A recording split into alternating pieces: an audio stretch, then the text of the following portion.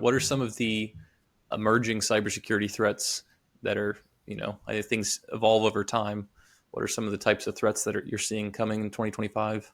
There's two things that are happening. One, the old threats are getting better, right? I think just recently in major news sources, it was announced that a lot of the attackers are using Google's artificial intelligence to improve the ways and the methods in which they attack. So your spam, your SMS-based messaging, your smishing, your pig butchering, your has gotten a lot more professional, as well as a lot more operationalized through the use of large language models and software technologies that have just improved the abilities of these organizations. And they are organizations, they're businesses that are attacking you.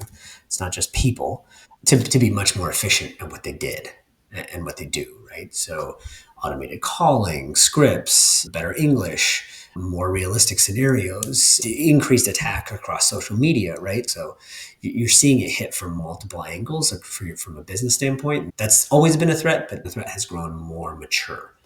So that's happening. But then you get into what's emerging, right? And you have these things like quantum computing, and you have new technologies that are coming from, let's say, an artificial standpoint. I hesitate to mention AI as an acronym just because it's so overused.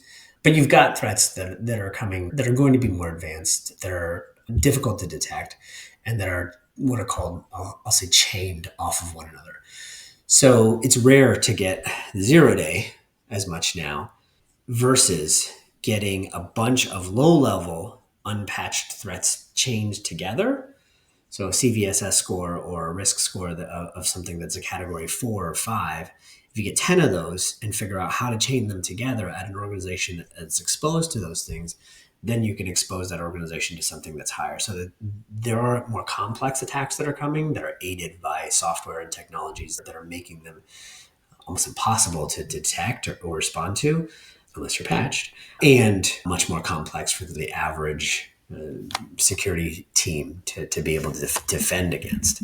And that's where having partners and better technologies and layered the defense in depth approach is definitely warranted.